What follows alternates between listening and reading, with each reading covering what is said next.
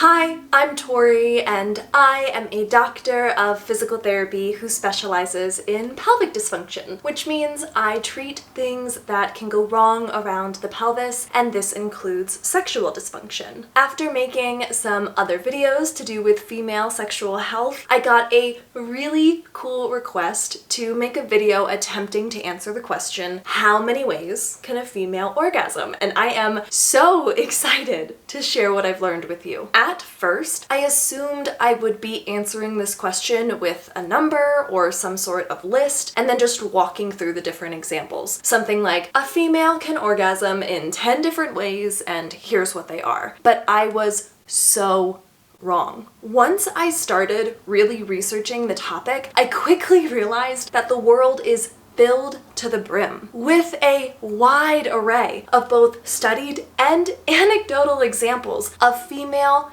and male orgasms that happen not only all over the body, but also during seemingly non-sexual activity. Some examples I found were much more to do with the genitals, what you might expect. Reports of clitoral orgasms, G-spot orgasms, deeper vaginal orgasms to do with areas around the cervix, and even anal orgasms. But there are also plenty of examples of non-genital orgasms, like breast and nipple play orgasms, mouth and throat orgasms, and even orgasms secondary to ear, neck, inner thigh, finger, and toe stimulation. And then you have women who report orgasms secondary to activity that is physically not sexual at all, like orgasming during visualization, breath work, sleep, exercise, and even reports of orgasming during childbirth. After everything that I've learned through my research, I've come to the conclusion that the answer to the question, how many ways can a female orgasm,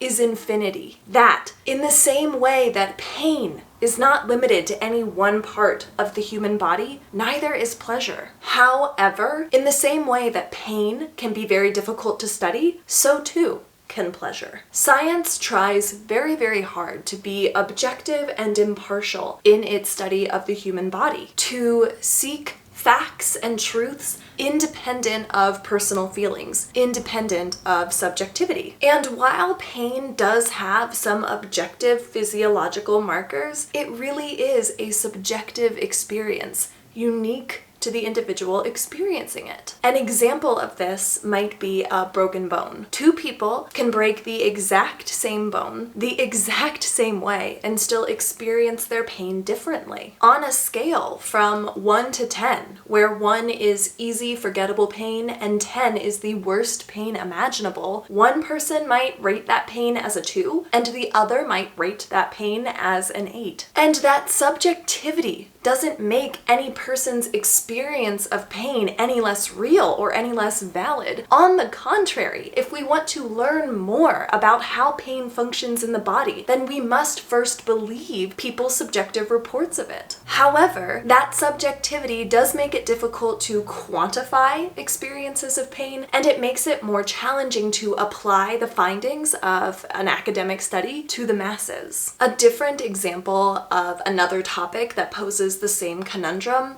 is mood. Mood disorders are very real, but how do you consistently objectify such a subjective experience? How do you apply the findings of one study to the masses? And most importantly, how do you learn more about mood disorders if you don't first believe people's subjective reports of their experiences? Pleasure and orgasm also have some objective physiological markers like increased heart rate, increased blood pressure, and pupil dilation. And we can use those physiological markers to prove that an orgasm is actually happening. However, it is important that we enter into this discussion aware of the limits of our objectivity and aware that because of those limits, believing females' subjective reports of different kinds of orgasm really is the only way we can even attempt to answer the question, how many ways can a female orgasm? So,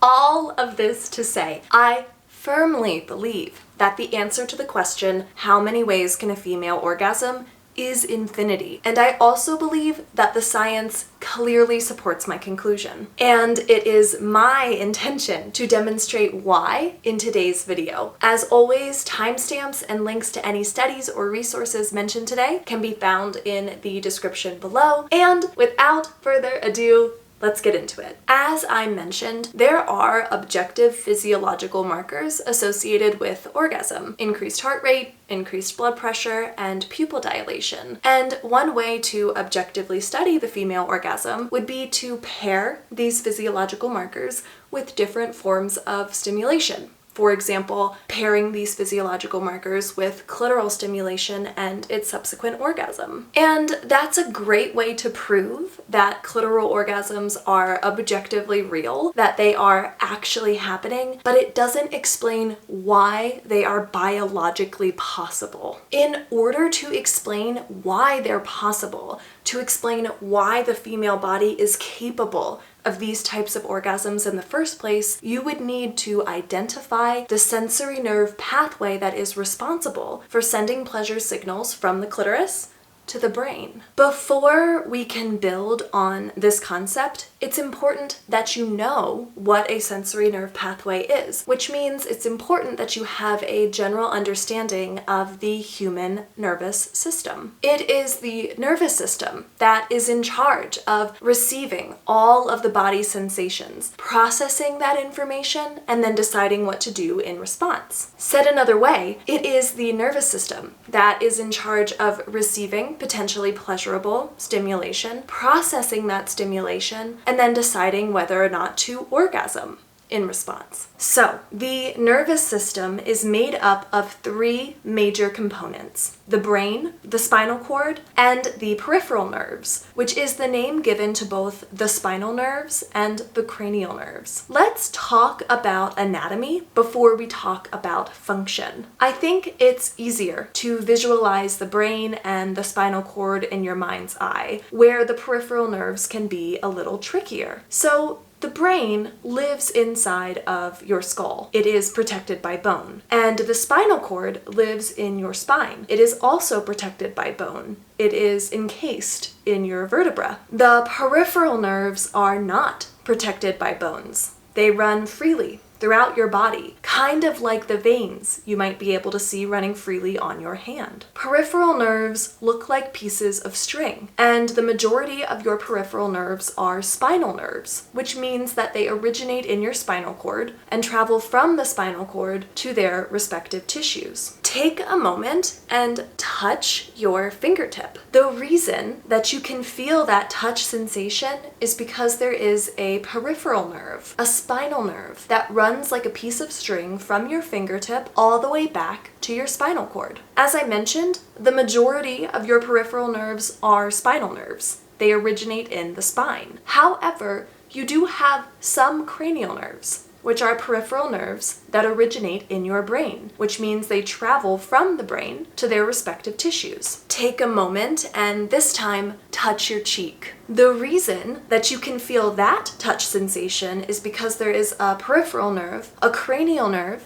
in this example, that runs like a piece of string from your cheek all the way back to your brain. And this same concept applies everywhere in the body, including in your genitals. There is a peripheral nerve that runs like a piece of string from every body part, either back to your spinal cord or back to your brain. I find that being able to visualize the anatomy of the nervous system in this way is really helpful when we start talking about its function. The nervous system can be divided into the central nervous system, which includes the brain and the spinal cord, and the peripheral nervous system, which includes the peripheral nerves, the spinal nerves, and the cranial nerves. I mentioned earlier that it is the nervous system that is in charge of receiving all of the body's sensations, including pleasure, processing that information, and deciding what to do in response. More specifically, it is mainly the brain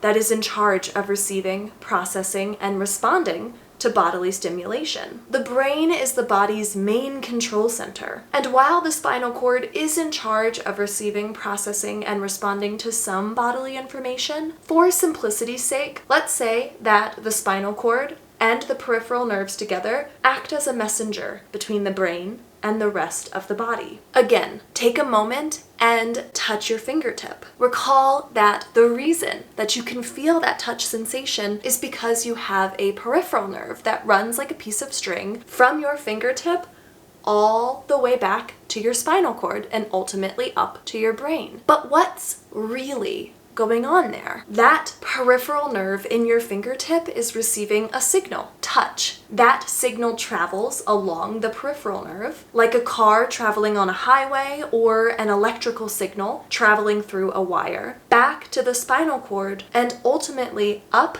the spinal cord to a specific part of the brain. The brain then processes that signal. What is this sensation? Oh, it's a non-threatening, non-painful, non-pleasurable touch. And then the brain decides how to respond. In this particular example, your brain may decide not to respond much at all. However, what if instead of gently touching your fingertip, you placed your fingertip on a hot stove? That same peripheral nerve receives a different signal, heat this time. That signal travels along the peripheral nerve back to the spinal cord and ultimately up the spinal cord to a specific part of the brain. The brain processes that signal. What is this sensation? Oh, it's threatening, it's painful, it's hot. And then the brain decides how to respond. Most likely it doesn't want you to get hurt, so it sends a signal to remove your fingertip from the hot stove. That signal to move your finger travels from the brain down to the spinal cord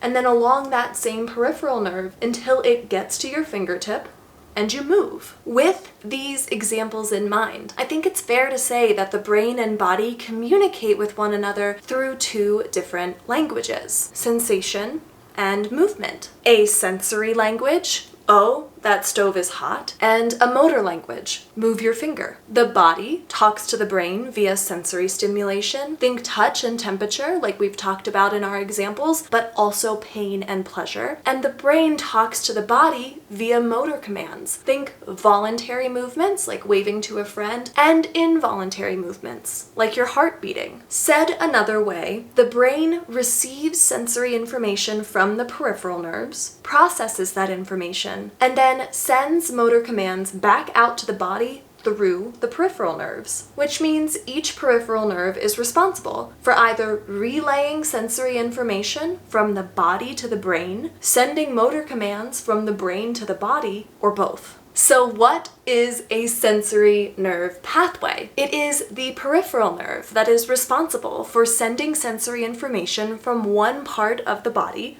to the brain. Why is the female body capable of clitoral orgasm? Why is a clitoral orgasm biologically possible? Because of the pudendal nerve pathway. The pudendal nerve connects like a piece of string from the clitoris back to the spinal cord, and it is responsible for sending pleasure signals from the clitoris to the brain. This pathway is not controversial. It is widely accepted in the science, and we've known about it since at least the 1950s, thanks to Kinsey and his colleagues' book, Sexual Behavior in the Human Female, which was published in 1953. However, Kinsey's work did propose that all female genital sensation is mediated or facilitated by the clitoris, either directly or indirectly, which would imply that all of the different kinds of female genital orgasms happen via the pudendal nerve pathway. Said another way, this would imply that all of the different female genital orgasms that have been reported and studied, like G-spot orgasms, deeper vaginal orgasms, cervical orgasms,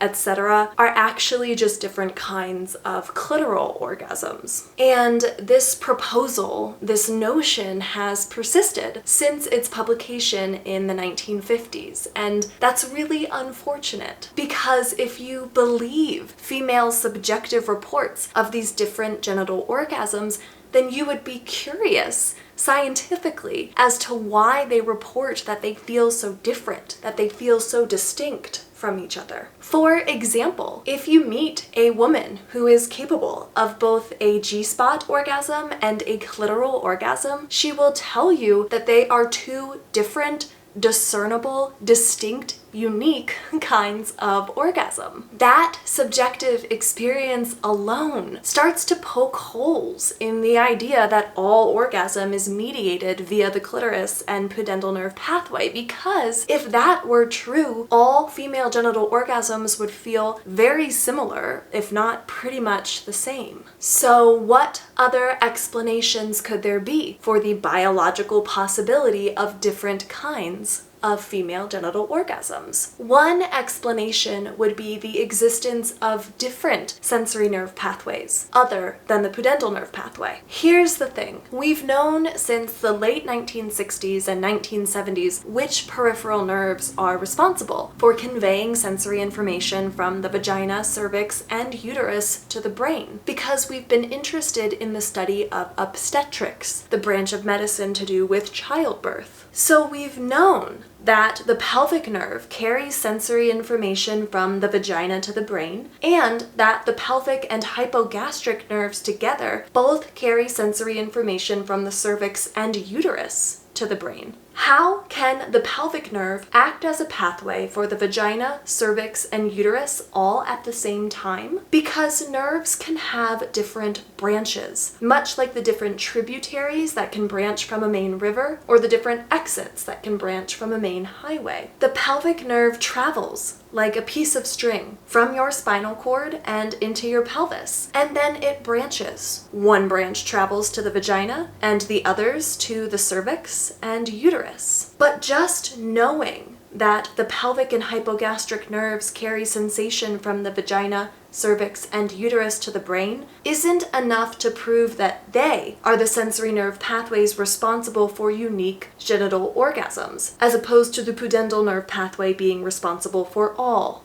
genital orgasms. And that's because if you think about the way that the vagina and cervix are sexually stimulated, that type of stimulation could arguably also stimulate the clitoris. We can't simply pair the objective physiological markers of orgasm that we discussed earlier, increased heart rate, increased blood pressure, and pupil dilation, with cervical and vaginal stimulation to prove that they're real and actually happening, because we can't isolate them from clitoral stimulation via observation alone. So how then could we prove that the female body is biologically capable of cervical and vaginal orgasms that exist outside of clitoral stimulation? One way would be with brain imaging. Let me explain. When we were discussing the nervous system earlier, specifically when we were talking about what's really happening when you touch your fingertip, you may recall me mentioning that your peripheral nerve receives a touch signal. That signal travels along that peripheral nerve back to your spinal cord, up your spinal cord, and ultimately to a specific part of your brain, where that signal is then processed. The reason that we know that touching your fingertip sends a signal to a specific part of your brain is because we've been able to map the locations of the brain that receive information from specific parts of the body. And we've named this area of the brain the primary sensory cortex. Said another way, we know which part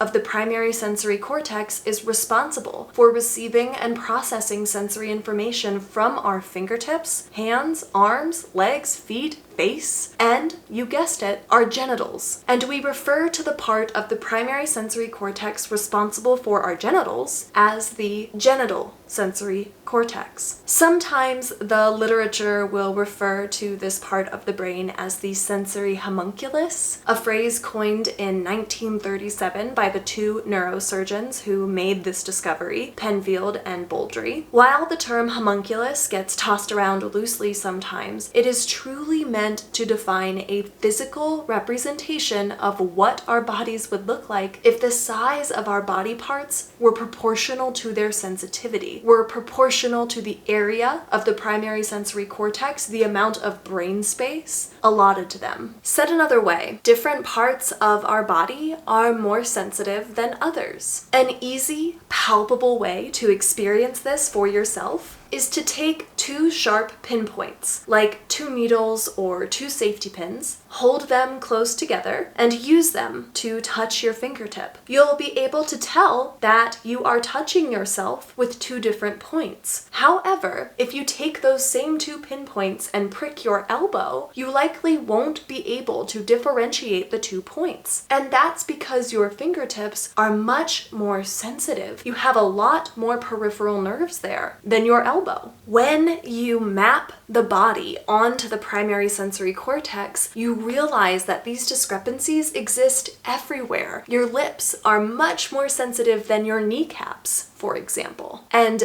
that's what the sensory homunculus represents. I love him. He is one of my favorite scientific discoveries. So why would brain imaging help us prove that the female body is biologically capable of cervical and vaginal orgasms that are unique and separate from clitoral orgasms? Because if we could prove that the projections of the vagina and cervix onto the sensory cortex are regionally distinct from the clitoris, then we have evidence to suggest that the brain is capable of discerning these areas as separate and unique. Said another way, if Kinsey is correct and all female genital sensation is mediated by the clitoris, by the pudendal nerve pathway, then all genital stimulation should light up the part of the sensory cortex that represents the clitoris. If Kinsey is incorrect and sensory nerve pathways other than the pudendal nerve pathway are responsible for at least some female genital sensation, then those different kinds of genital sensation should light up different parts of the sensory cortex, other than the part that represents the clitoris. But here's the thing. Up until 2011, the map of the female genital sensory cortex relied almost exclusively on clitoral stimulation and clitoral stimulation alone. That is until Dr. Komisaruk and his colleagues decided to map the projection of the vagina and cervix onto the female sensory cortex and demonstrated that they are in fact regionally distinct from the clitoris in their incredible 2011 study, Women's Clitoris, Vagina, and Cervix Mapped on the Sensory Cortex, fMRI Evidence. Here are their words concerning their findings. It is likely that the clitoris is indirectly stimulated by self-stimulation of the cervix or vagina. Under the conditions of the present study, it is not possible to discern whether the overlap among regions of the sensory cortex activated in response to self-stimulation of each of these 3 genital regions is due to true overlap of the brain's regions that would be activated by, quote, pure stimulation of each of these 3 genital regions separately, or whether the overlap is due to incidental stimulation of one genital region, like the vagina, during self-stimulation of a different genital region, like the cervix. What is clear, however, is that to some extent, the sensory cortical regions activated by each of these 3 genital regions are to some extent separable and distinct. Of course, this is an incredible contribution to science, and it is meaningful and relevant to our discussion because it helps us build the case that the female body is biologically capable of genital orgasms other than clitoral ones, that there are other sensory nerve pathways besides the pudendal nerve pathway that can lead to orgasm. However, before we discuss the second way that we could help to build our case, I have to take you into the weeds of this study with me. Its accidental results, what Komisaruk and his colleagues found serendipitously, are astonishing. In the very beginning of this video, I mentioned that science loves objectivity, that science tries very, very hard to be impartial in its study of the human body and everything else,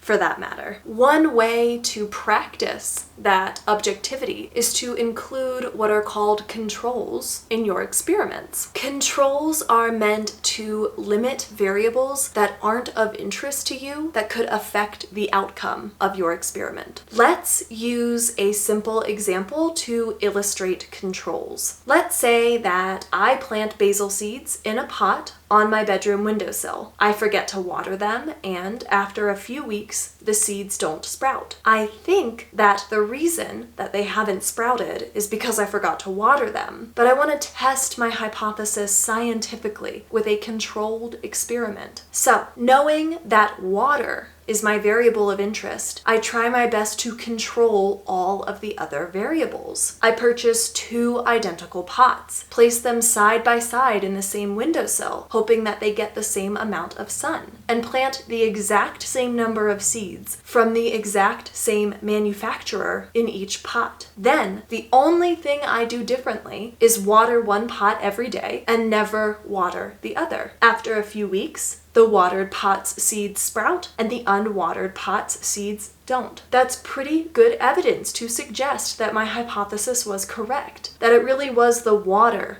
that made the difference, since I did my best to limit the other variables that could have affected the outcome of my experiment. Of course, depending on the kind of experiment, implementing controls isn't always as straightforward. When it comes to trying to control mapping new areas onto the female sensory cortex, one way would be to establish already discovered points of reference to demonstrate that the participants of the study have a normal sensory cortex. So, the researchers also mapped responses to thumb, big toe, and nipple stimulation. The thumb and big toe lit up or activated the expected areas of the brain, but get this, nipple stimulation not only activated the part of the sensory cortex related to the chest, but it also activated the genital sensory cortex. What?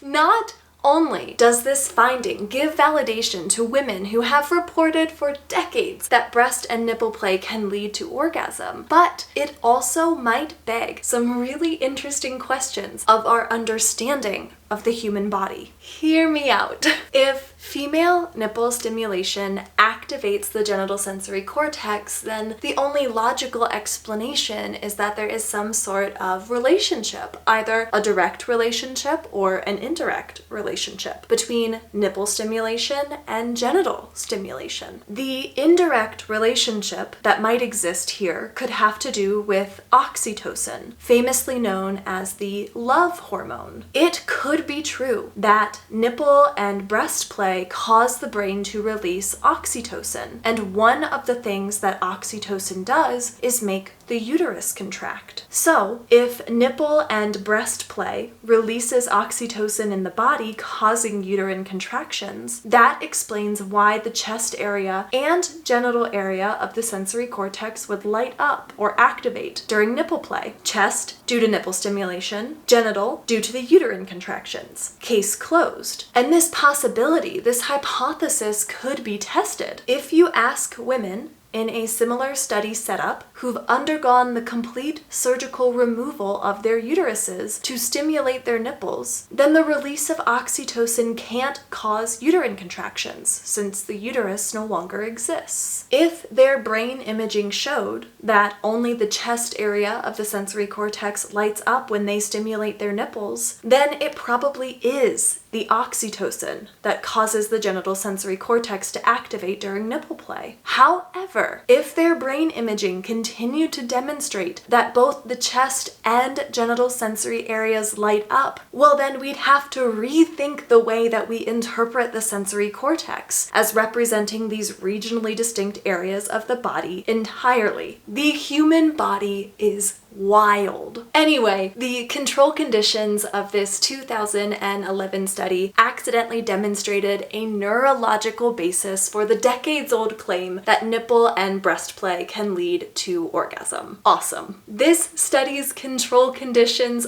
also accidentally demonstrated a neurological basis, a biological possibility for orgasms secondary to visualization. We talked earlier about how implementing controls, depending on the kind of experiment, isn't always as straightforward. And a different way to try to control when mapping new areas of the primary sensory cortex would be to have participants visualize being touched in those areas instead of actually being touched. Here are the unexpected results of this control condition in the author's words. A serendipitous finding arose from one of our control conditions, during which the participants were instructed to think about self-stimulating their clitoris, vagina, and nipple. We observed that their just imagining stimulation of these regions generated activity in the genital sensory cortex that overlapped with that induced by actual tactile stimulation, although of a lesser magnitude. This incredible finding led the researchers to conduct a different study in 2016 titled Activation of Sensory Cortex by Imagined Genital Stimulation, an fMRI analysis, in which they studied not only the brain imaging of women visualizing clitoral and nipple self-stimulation, but also the brain imaging of women imagining using a dildo compared to women imagining a speculum exam, which is the pelvic exam performed by our gynecologists. That comparison was really cool of them to include because it allowed the researchers to characterize the effects of erotic imagery using a dildo and compare them to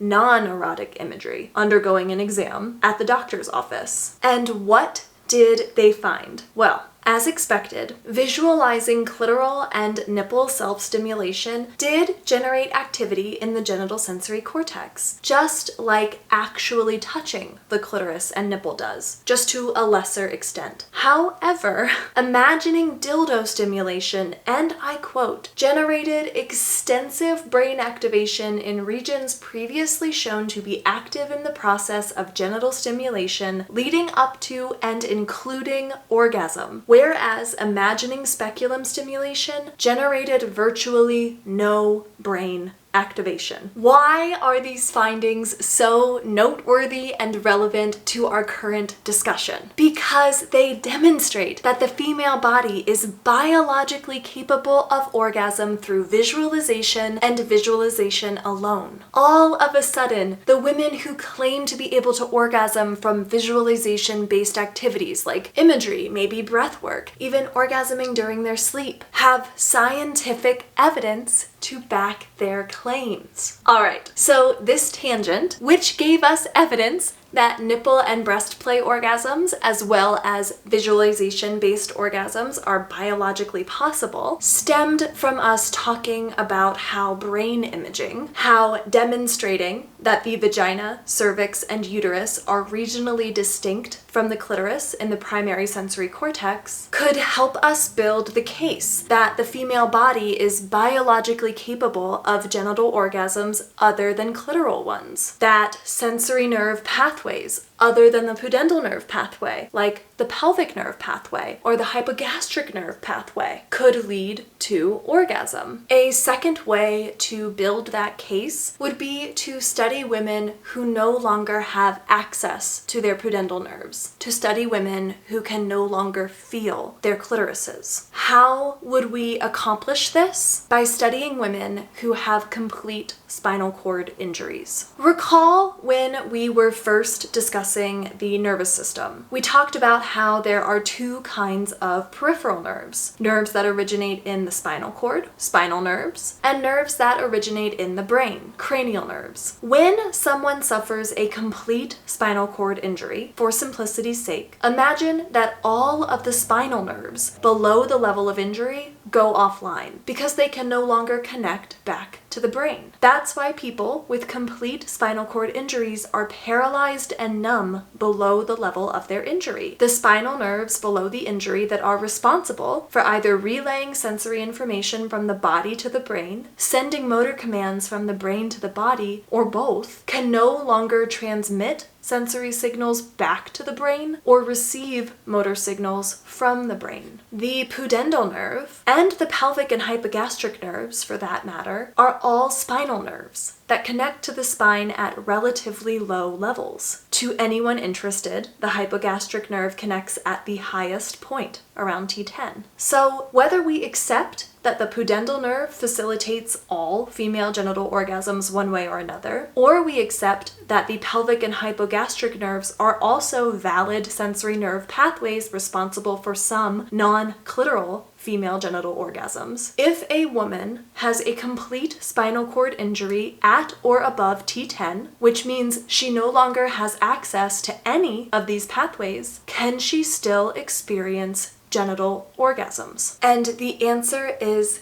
yes, she can. In fact, in 2004, Komisaruk and his colleagues proposed and demonstrated that a fourth sensory nerve pathway mediated some female genital orgasms, a cranial nerve, the vagus nerve. Cranial nerves originate in the brain, which means that they bypass the spinal cord, which means that they are unaffected by a spinal cord injury and remain intact regardless of said injury. To quote the authors in a 2011 article that they titled Non-Genital Orgasms, that observation provides evidence that vaginal and cervical stimulation are perceived and can elicit orgasm in the absence of clitoral sensation. That observation, combined with our recent report of unique sensory representation of the vagina and the cervix on the sensory cortex, regionally distinct from the projection of the clitoris, they're referencing that 2011 study that we discussed thoroughly earlier, provides strong evidence against the persisting notion promulgated by Kinsey and his colleagues in 1953 that all genital sensation is mediated directly or indirectly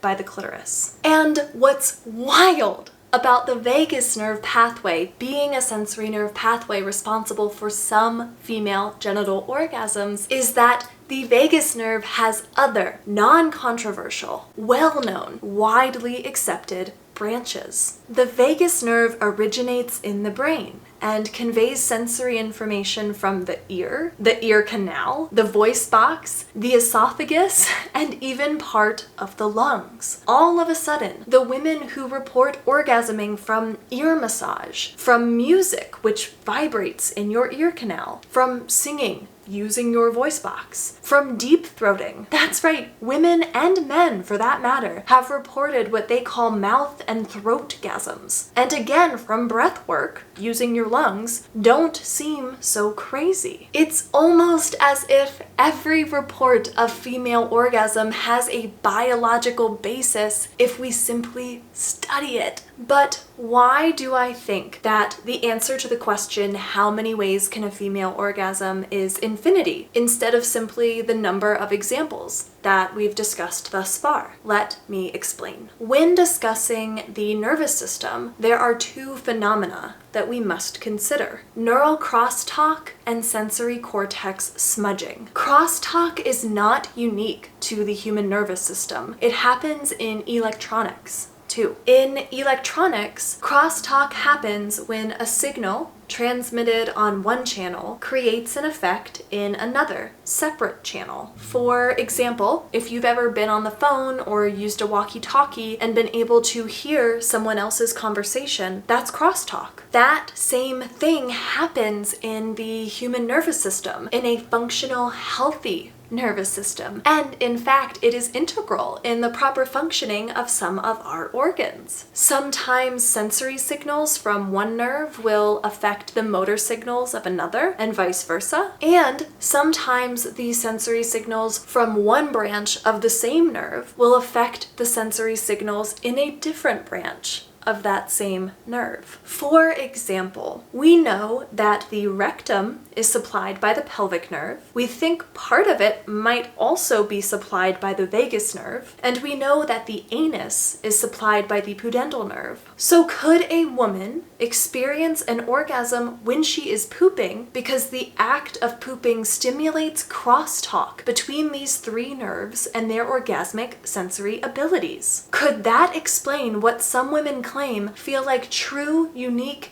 anal orgasms secondary to anal sex? Or what about women who experience orgasm during childbirth? Could the act of vaginally delivering a child stimulate sensory crosstalk, since the uterus, cervix, and vagina are all actively moving during delivery. Sensory cortex smudging, on the other hand, has been discovered secondary to studying pain conditions, and it describes the brain's ability to develop an altered awareness of a represented body part on the primary sensory cortex. An example of sensory cortex smudging can be seen in this 1998 book's collection of interesting case studies, where a man with an amputated hand could feel his phantom hand whenever his face was touched. If we look at the sensory cortex map, we see that the hand and face are very close together, next to each other essentially. So close that the representation of the face could smudge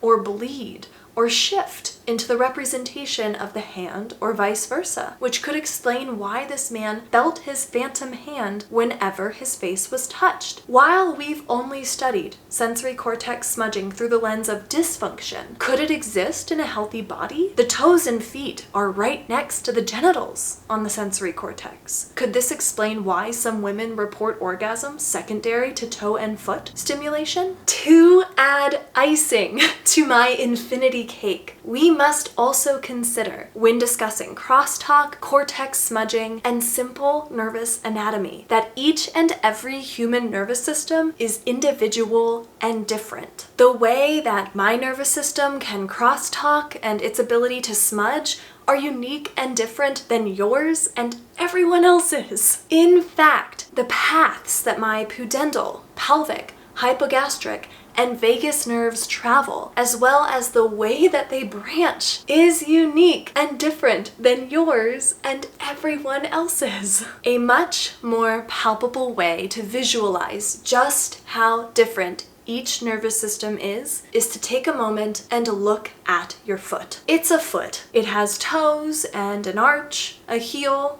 ankles, but really look at it. Study it. What size are your toenails? How long or short are your toes? How high or low is your arch? How long or short is the length of your foot? How wide or narrow is it? Can you see your veins? What path do they travel along the top of your foot? Now think of anyone else you've ever met's foot, or even better, if you can, compare your foot to someone else's who lives with you. That person's foot is also a foot, but is it the same foot as yours? Or can you find differences everywhere you look? Are your toenails the same? The shape of your toes the same? Your arches the same? The length and width of your foot the same? The paths that your veins travel the same? These discrepancies exist everywhere in the human body, including our nervous systems. Simply put, no two humans are the same. And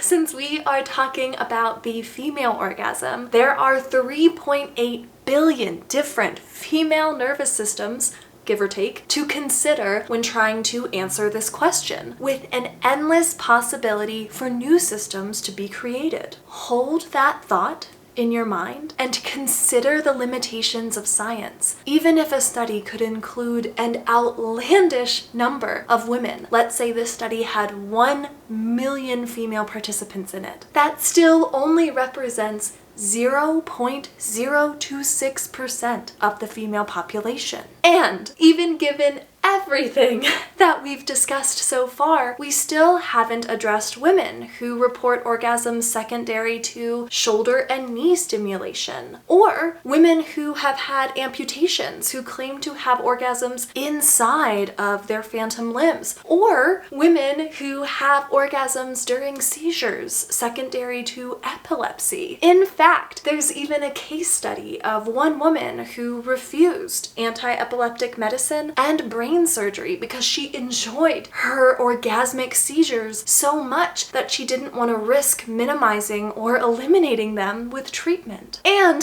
we haven't even skimmed the surface of orgasms reported in altered mind states by women who have taken different drugs, let alone considered that each drug affects each person's brain chemistry differently. And those examples are just the tip of the iceberg. There is quite literally a universe, an entire universe inside of each of us, And in the same way that it is, in my opinion, arrogant to assume that we know or could possibly understand everything about our outer universe, so too is it arrogant to assume the same things about our inner universe. So, how many ways can a female orgasm? I believe that the answer is infinity. And I know that the only way that we'll be able to learn more is if we believe females' subjective reports of orgasm in the first place, and if we allow those subjective reports to inform and guide our future scientific studies. Which